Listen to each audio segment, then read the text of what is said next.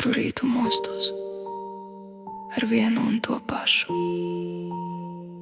It kā vakardiena nebūtu beigusies.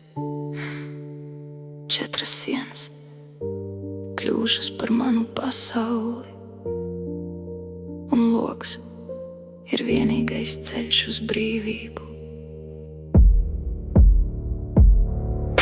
Es dzīvoju bērnu smaidu dēļ, tie ir mani mazie saules stari, bet pati klusībā mācos smaidīt, lai neviens neredzētu manu nogurumu. Es cēlu tevi augstāk par sevi, stāstīju visiem, cik labs tu esi, bet aiz manas muguras tu stāstīji citiem, ka es neesmu gana laba.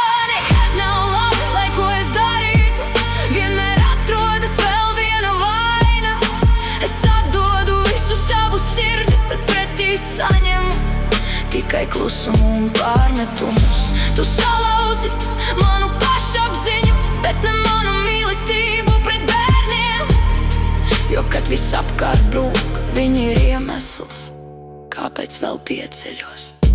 Tu saki, ka esmu slikta māte, bet neredzi bez miega naktis, neredzi rokas, kas ceļ samīļo un sargā, nederīgās dienas, kurās tomēr nepadodos. Es neesmu ideāla, bet esmu īsta, un īsti cilvēki nogurst, draud un atkal pieceļas.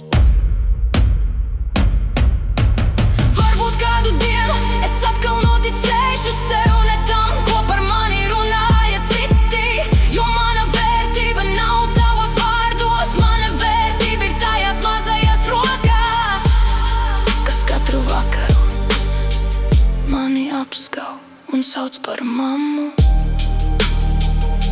Un varbūt tieši viņu mīlestība ir tā, kas mani tur, pat tad, kad manī vairs nav spēka, pat tad, kad 4 sienas šķiet par šaurām, viņu smaidi ir mana brīvība.